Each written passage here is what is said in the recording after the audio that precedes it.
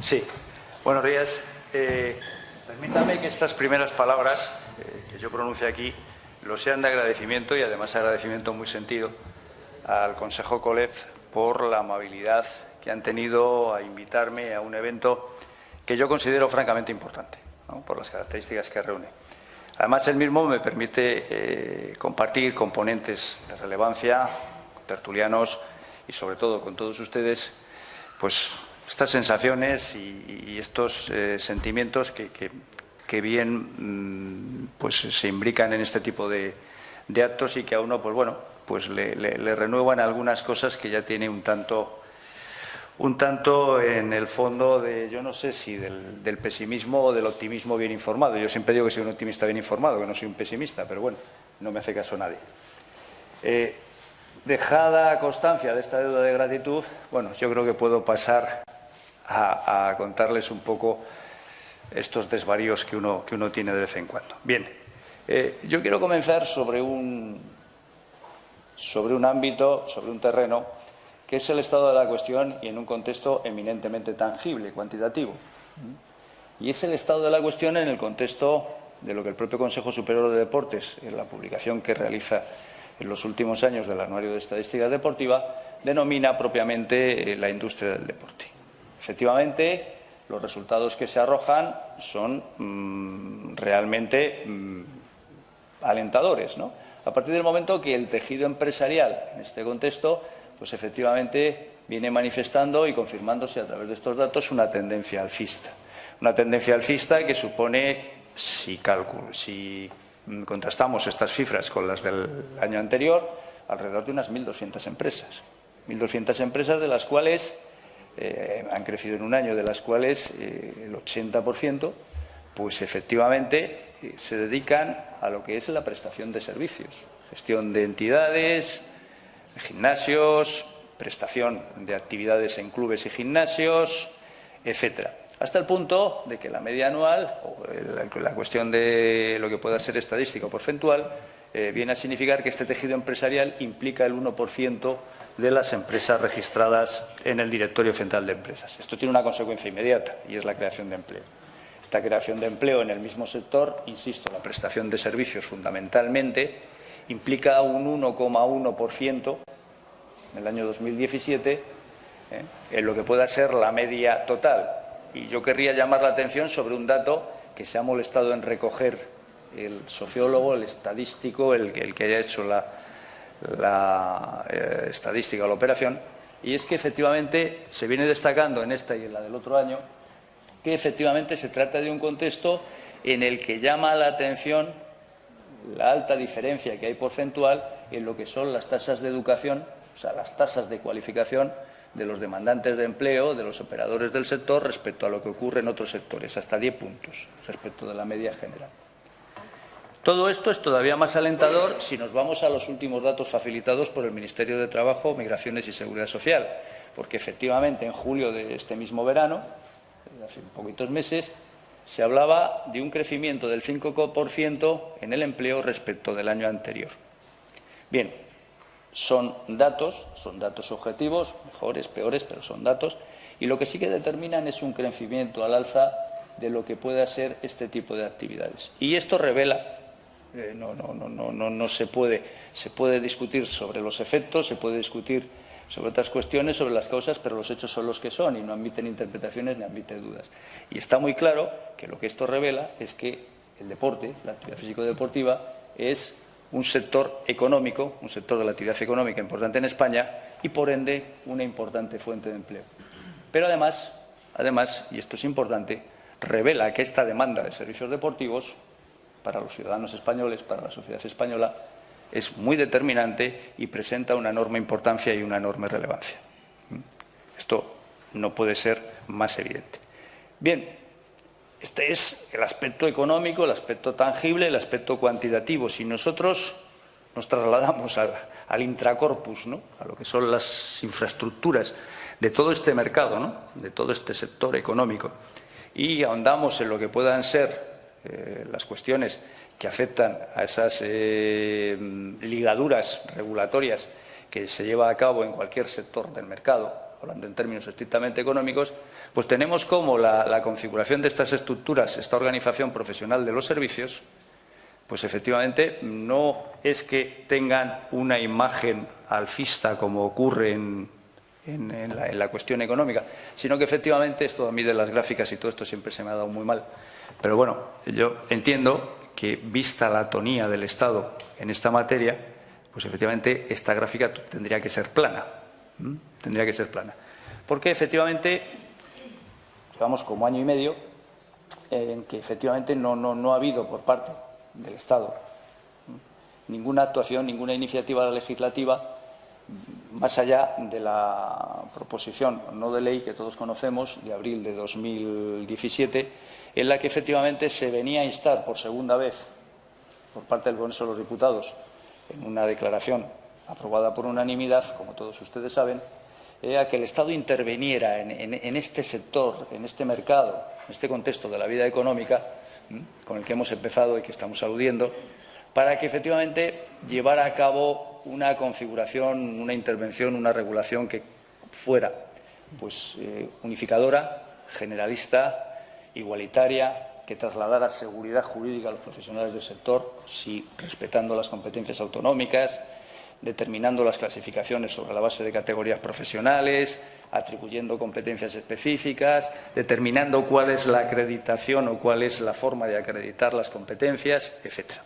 Bien, esto no ha tenido en el terreno de las consecuencias, yo creo, no lo sé, pero la noticia que yo tengo es que no ha ido más allá, ¿no? Sin embargo, yo iría un poco más lejos.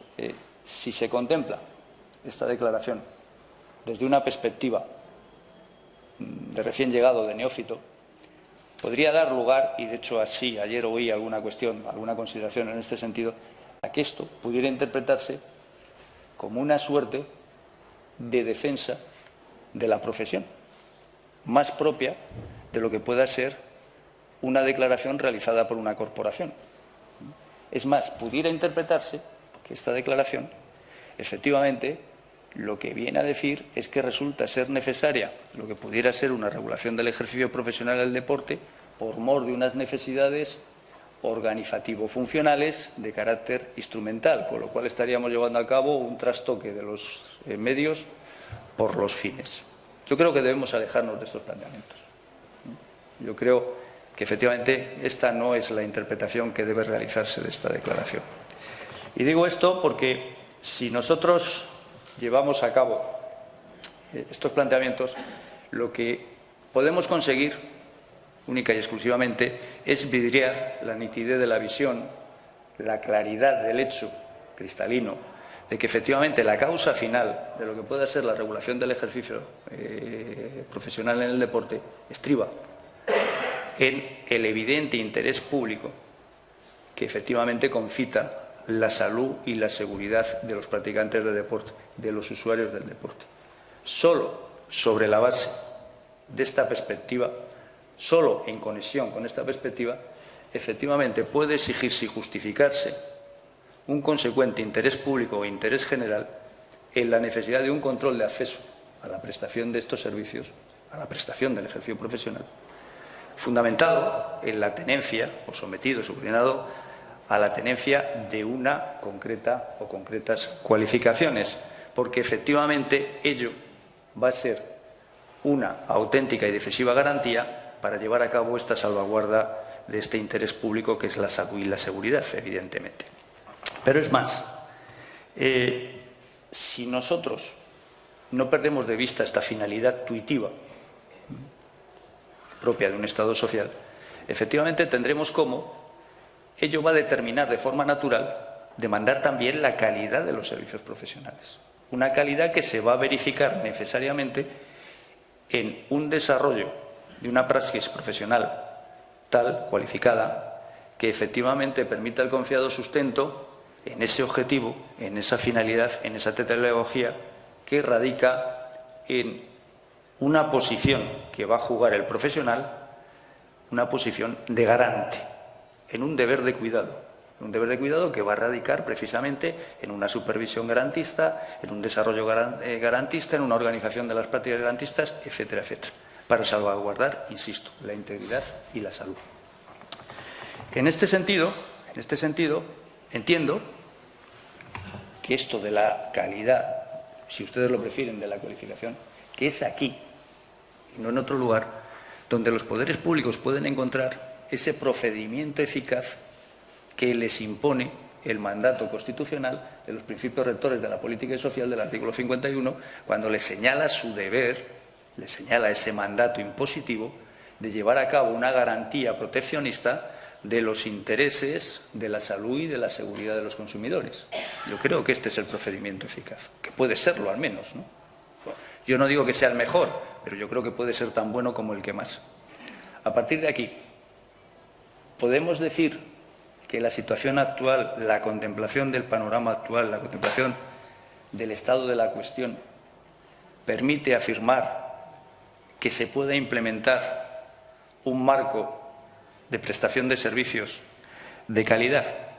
Miren ustedes, yo esta pregunta no se la hago a título retórico, y tan es así que les invito a reflexionar sobre la misma, o si quieren pronunciarse sobre la misma, si lo desean, con una referencia clara. Es la referencia que realizará la Unión Europea ya en el año 2011, cuando la Comisión Europea dirigiera al resto de las instituciones comunitarias pues, esta especie de guante, señalando la posibilidad de crear un marco general de calidad de los servicios de interés general.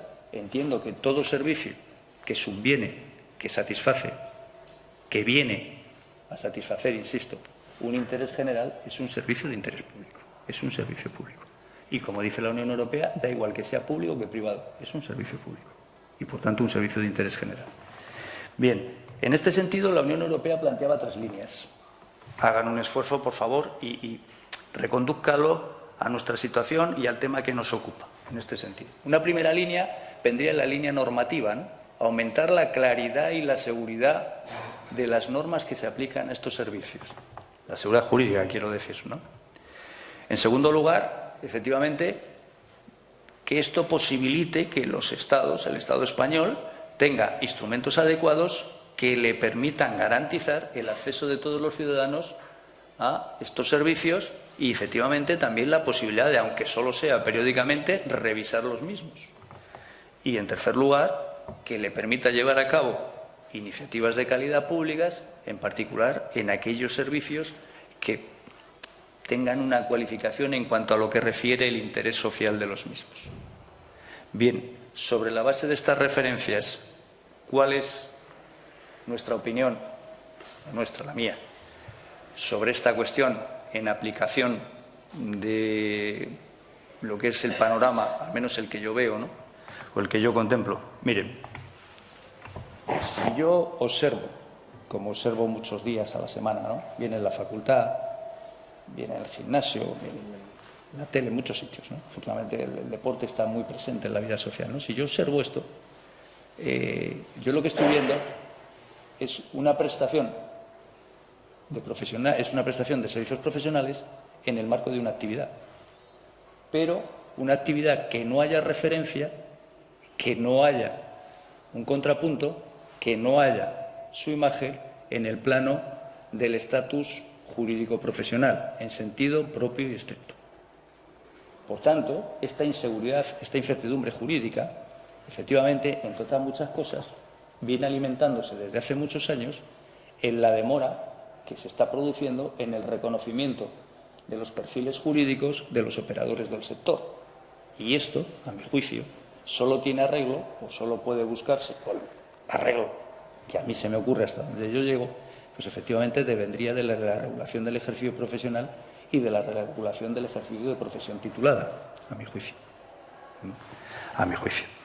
Bien, ya sé que ayer les contaron esto a todos ustedes y además por personas que tienen una extraordinaria autoridad en la materia, ¿no? Pero permítanme insistir. ¿Por qué estoy diciendo esto que estoy diciendo? Mire, ya sé que somos muy pesados con esto del constitucional y con todas estas cosas, pero es que pasa una cosa, me imagino que se lo han dicho, pero permítanme que se lo repita. Toda la cuestión, todo el constructo de la regulación del ejercicio profesional es obra del Tribunal Constitucional. El legislador no ha entrado nunca en la materia, lo ha pretendido solo en una ocasión, que fue cuando efectivamente se intentó ese nonato borrador de anteproyecto de ley de servicios y colegios profesionales, pero no vio la luz. Por tanto, no tenemos normas, más allá de lo que se ha hecho en las comunidades autónomas, que efectivamente marquen las pautas de lo que pueda ser esta regulación del ejercicio profesional. O sea, permítanme ser un poco pesado.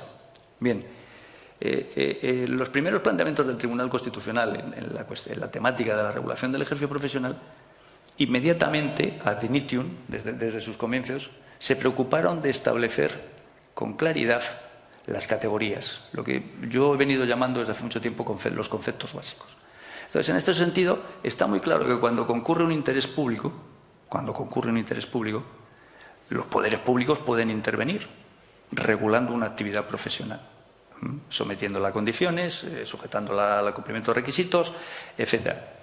Como es este caso y como es corriente, a un régimen de autorización. Ayer les hablarían de esto en relación con la Directiva de Servicios y todas estas cuestiones. Bien, pero esto, o sea, someter a una actividad profesional, someterla a un régimen de autorización, no tiene nada que ver con la creación de un título oficial a la que refiere el artículo 149.1.30 de la Constitución, ni a la creación, ni a la homologación, ni a la expedición de un título oficial, ni a la competencia que efectivamente conlleva eso, porque no parece insensato pensar que quien tiene la competencia para crear un título oficial, efectivamente es el que tenga que tener la competencia para determinar cuándo ese título, la posesión de ese título, va a determinar el ejercicio de una profesión, la va a condicionar. A mí no me parece descabellado pensar esto. Bien, en este sentido, esa sujeción a condiciones, ese cumplimiento de requisitos, es una cosa distinta y distante de regular una profesión. De tal manera que efectivamente nosotros podemos poner una serie de requisitos regulando una actividad, pero de lo que estaremos dotando a los sujetos que llevan a cabo esa actividad es de una capacitación oficial, pero no es una regulación del ejercicio de la profesión.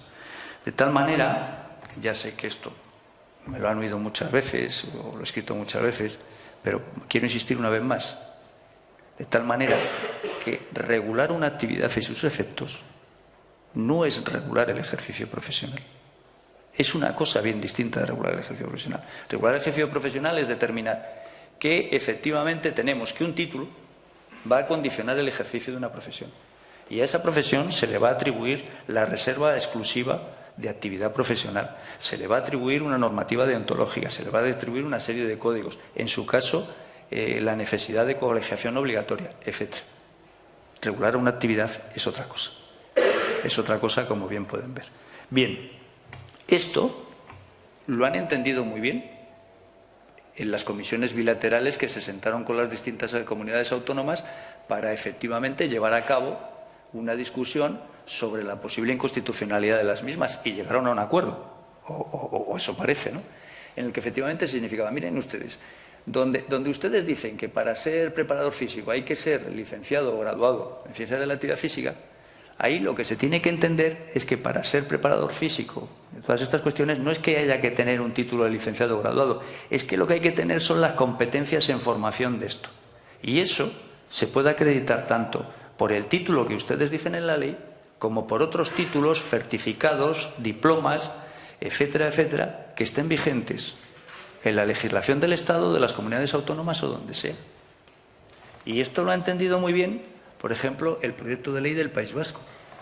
En su preámbulo, en su exposición de motivos, señala muy claramente que el ejercicio profesional, efectivamente, viene determinado como profesión titulada cuando se somete ese ejercicio a la necesaria tenencia de una titulación del ámbito de la educación en el contexto del Tribunal Constitucional es universitario, en el contexto actual es educación superior y, bueno, habría que ver qué es lo que dice el alto tribunal a este respecto, ¿no? Porque entonces, cuando se dicta toda esta jurisprudencia, todas estas cuestiones, no existía esto de la educación superior, de la formación profesional incluida, ¿no?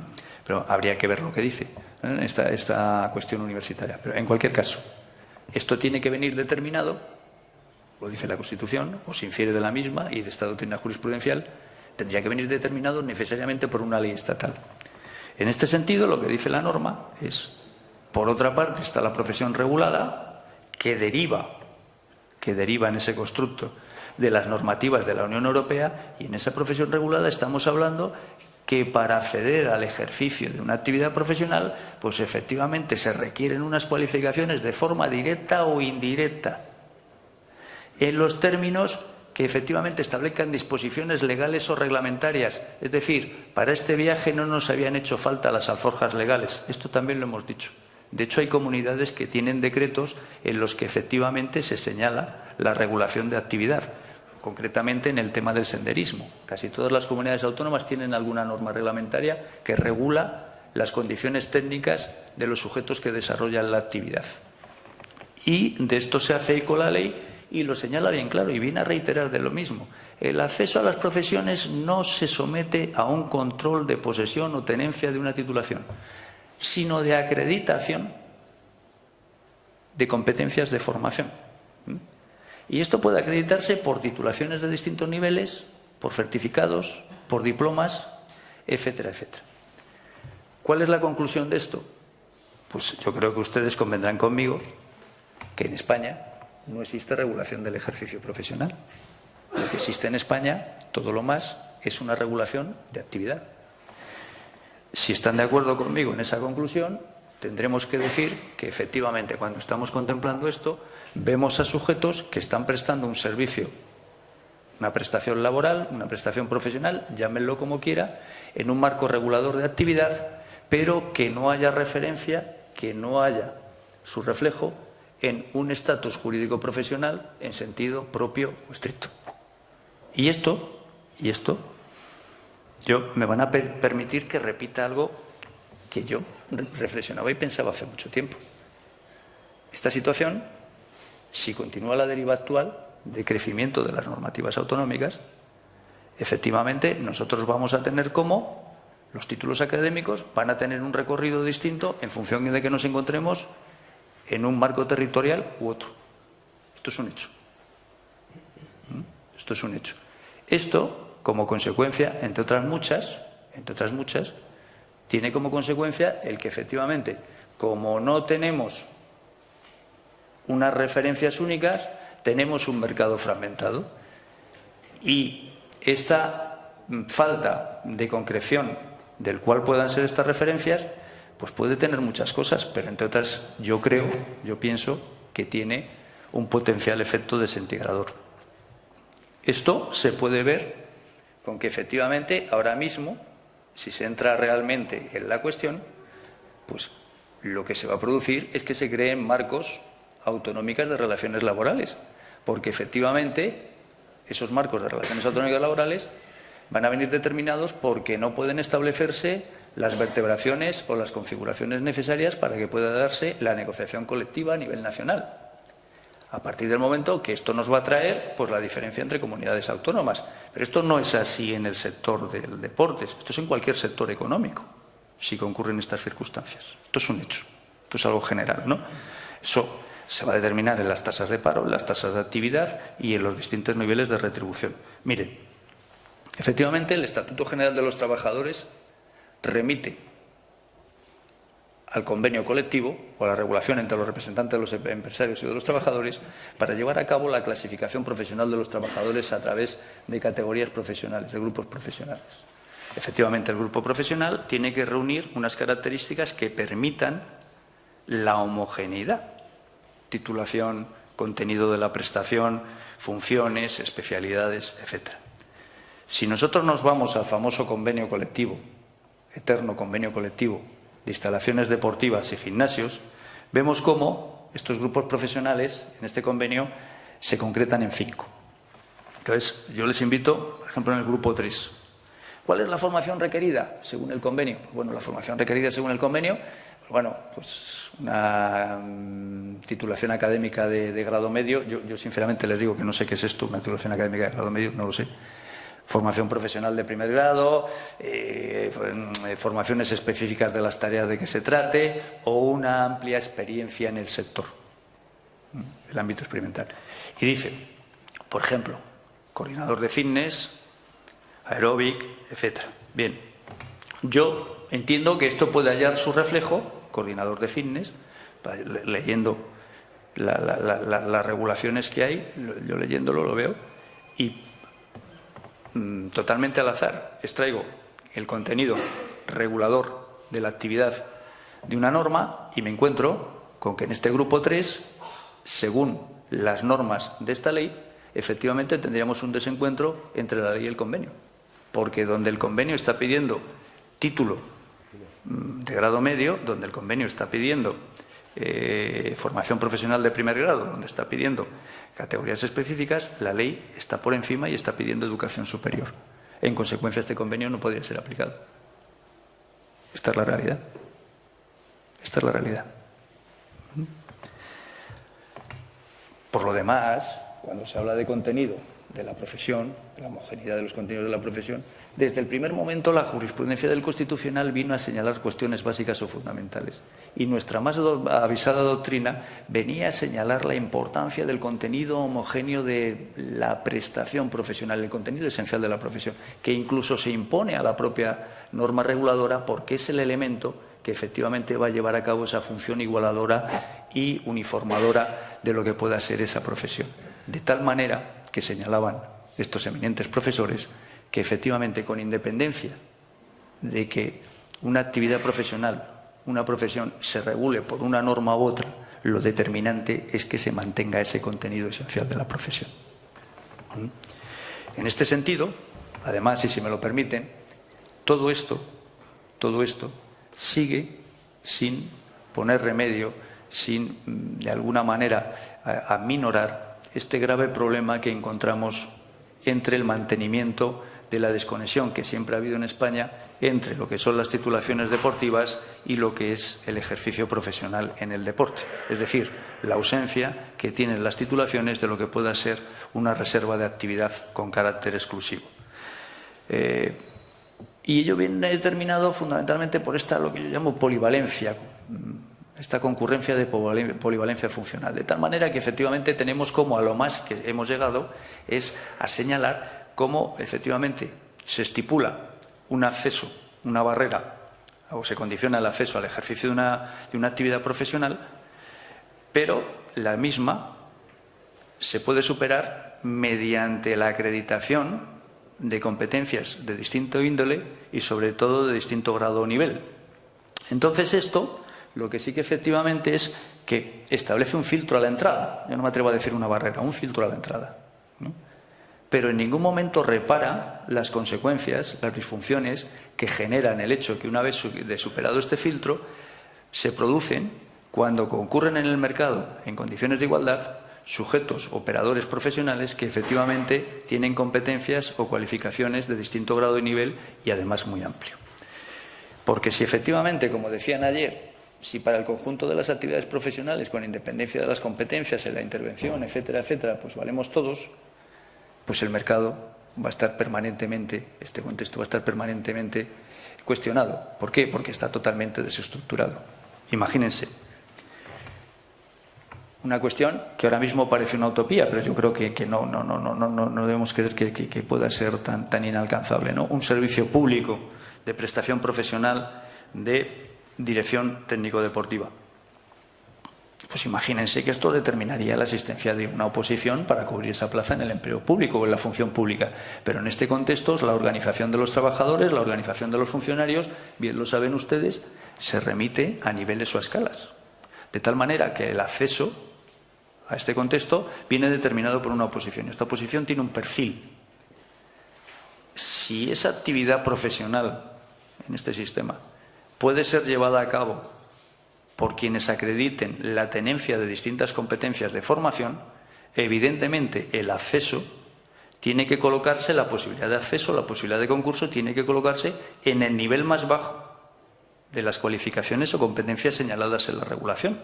En este sentido, pues tendremos como titulados en el nivel superior, en este caso, pues se van a ver abocados a llevar a cabo una actividad para la que tienen competencias, para la que tienen cualificación, pero que efectivamente se enmarca o se imbrica en un nivel netamente inferior y, por tanto, sometidos a retribuciones inferiores. Pero es que además hay una cuestión socioeconómica. Ayer se hablaba de esto también. Los ciudadanos están pagando ahora mismo el 80%, como poco, de las matrículas de los estudiantes españoles en el ejercicio de ese derecho fundamental a la educación, ¿no?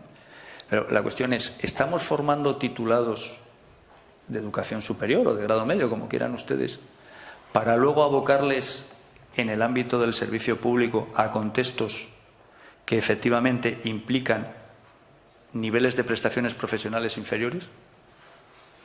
¿Esto es eficiente?